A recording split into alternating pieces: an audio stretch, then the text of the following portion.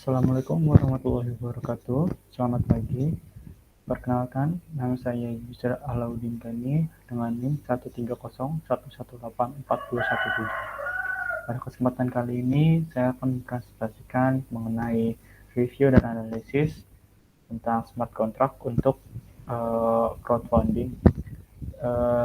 Presentasi ini dibuat untuk memenuhi tugas besar sistem keamanan cerdas.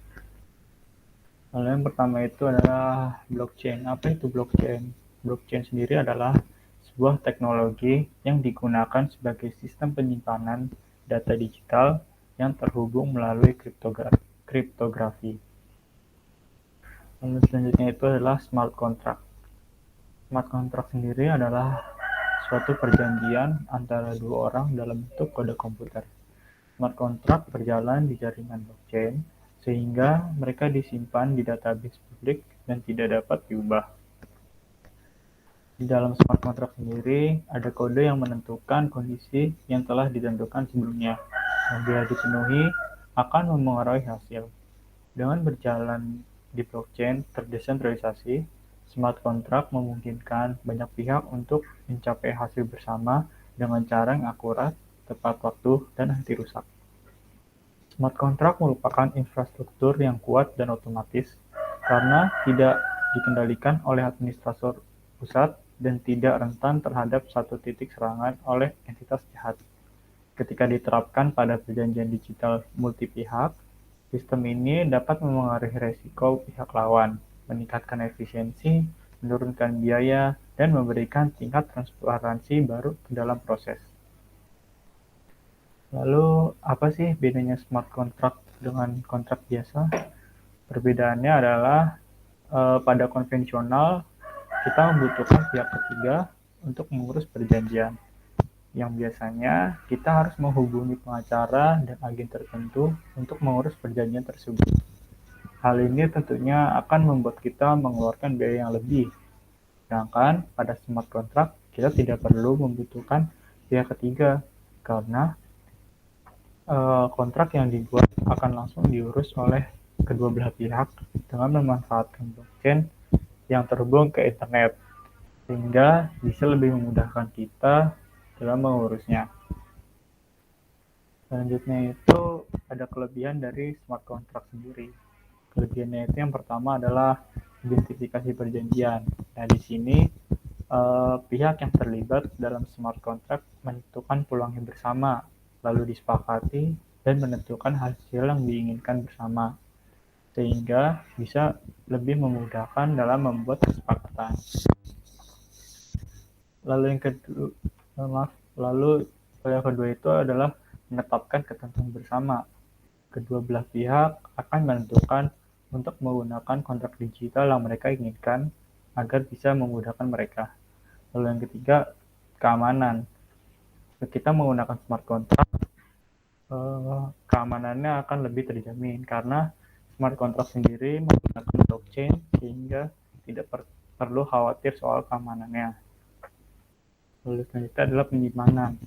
Smart contract itu berbentuk digital sehingga dapat dengan mudah untuk disimpan dan diakses sesuai kebutuhan kita bila mana sewaktu-waktu kita membutuhkannya. Lalu yang terakhir, tanpa kertas. Karena smart contract ini dia bentuknya digital, tentunya kita tidak memerlukan kertas dan lebih hemat dan aman juga. Selanjutnya adalah kekurangan dari smart contract. Di sini kita memiliki 4 kekurangan smart contract, yaitu yang pertama, smart contract sendiri masih dalam tahap pengembangan. Lalu yang kedua, kurangnya kompatibilitas antar versi. Lalu yang ketiga, masih membutuhkan analisis kompleksitas yang tinggi. Lalu yang terakhir, Ethereum yang dinamis dan belum jelas peraturannya atau regulasinya. Nah, selanjutnya itu adalah cara kerja smart contract. Seperti misalnya nih, contohnya ada dua orang yang ingin melakukan transaksi jual beli rumah. Keduanya kemudian membuat sebuah perjanjian di blockchain Ethereum dengan menggunakan fitur smart contract. Smart contract ini berisi kesepakatan antara dua orang yang ingin berinteraksi jual beli rumah. setelah perjanjian smart contract ini dibuat pada blockchain Ethereum, maka tidak ada yang bisa mengubah perjanjian tersebut. Artinya, pihak pembeli dapat merasa aman untuk membayar pihak penjual sebanyak 30 Ether untuk rumah tersebut. Smart contract secara otomatis dieksekusi setelah kondisi perjanjian terpenuhi. Artinya, tidak perlu ada pihak ketiga seperti bank, broker, atau pemerintah. Melalui teknologi blockchain, smart contract dapat berjalan dengan aman dan otomatis tanpa ada yang mengubahnya. Lalu selanjutnya adalah jenis-jenis smart contract. Di sini ada 3 jenis smart contract. Yang pertama adalah smart legal contracts. Nah, smart legal contract ini adalah salah satunya punya aturan yang cukup strict, terutama jika ada pihak yang tak dapat memenuhi persyaratan transaksi. Seperti yang kita ketahui bahwa smart contract dan blockchain pada dasarnya belum memiliki regulasi hukum yang jelas. Namun, dengan adanya smart contract legal ini, aktivitas seperti transaksi pasar keuangan dan properti, perdagangan internasional, pemberian subsidi pemerintah, dan penggunaan smart contract dalam blockchain lainnya bisa lebih jelas aturan mainnya, karena prosesnya akan berjalan dengan lebih sederhana. Lalu selanjutnya adalah DAO. Kalau secara definisi, DAO itu artinya komunitas-komunitas yang eksis di blockchain. DAO sendiri diciptakan oleh anggota komunitas Ethereum pada bulan Mei tahun 2016. Komunitas ini dimaksudkan untuk menjadi platform crowdfunding dan pemodalan. Dalam waktu singkat, mereka berhasil menaikkan modal hingga sebesar 150 juta dolar. Lalu yang terakhir itu adalah ALCS atau Application Logic Contracts. ALCS ini adalah bagian penting dari setiap smart contract multifungsi dan sebagian besar selalu bekerja di bawah suatu program pengelolaan. Tipe smart contract ini memiliki kode khusus yang kemudian dihubungkan dengan smart contract yang lain di blockchain. Sistem ini membantu dalam komunikasi antar perangkat yang terjadi dan memvalidasinya saat dalam domain IoT. Lalu selanjutnya akan kita bahas adalah crowdfunding. Apa sih crowdfunding sendiri itu? Crowdfunding adalah suatu pendekatan pengumpulan dana yang berasal dari filantropi masyarakat dalam memenuhi suatu tuntutan tertentu. Crowdfunding sendiri memiliki kelebihan dan kekurangan. Jenis-jenis crowdfunding itu ada sekitar 4. Yang pertama itu adalah equity crowdfunding. Equity crowdfunding sendiri adalah suatu metode investasi baru di mana sebuah perusahaan menawarkan sahamnya pada berbagai kalangan masyarakat tanpa ada bantuan dari bursa efek. Lalu yang kedua itu adalah donation crowdfunding. Donation crowdfunding adalah pengumpulan dana yang tidak menawarkan imbal balik atau keuntungan apapun terhadap pemberi dana. Lalu selanjutnya adalah reward crowdfunding.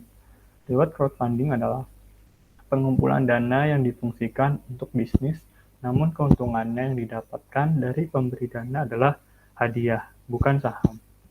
Lalu yang terakhir adalah loan crowdfunding. Loan crowdfunding adalah pengumpulan dana yang fokusnya pada peminjaman dana. Nah, crowdfunding sendiri mempunyai kelebihan dan kekurangan. Kelebihan pada crowdfunding yang pertama itu adalah pengajuan pendanaannya dengan sistem online. Dan yang kedua, suku bunganya kompetitif. Lalu yang ketiga, prosesnya mudah, singkat, dan aman. Lalu yang keempat, tanpa uang muka. Dan yang terakhir, akses terbaru dan terefisien. Lalu kekurangan pada crowdfunding sendiri adalah yang pertama itu kemungkinan tidak mendanai kebutuhan modal yang besar. Lalu yang kedua, mengikuti pendekatan all or nothing. Lalu yang ketiga, membuat proyek Anda tidak fleksibel. Nah, smart contract dibagi menjadi 2, yaitu kontrak crowdfunding dan kontrak sistem.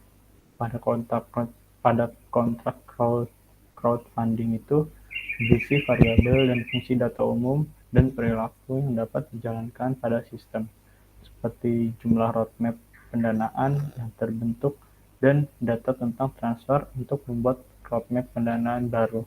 Lalu yang kedua itu adalah kontrak sistem. Lalu sistem diskusi crowdfunding secara keseluruhan itu dibagi menjadi dua area utama juga, yaitu aplikasi website yang bertindak sebagai macan kumbang dan smart contract yang menyertakan indikator bisnis untuk sistem crowdfunding. Lalu pada crowdfunding sendiri, cara kerjanya itu dia memiliki sebuah pilar, yaitu adanya website atau situs untuk diakses dan tentunya pemilik modal.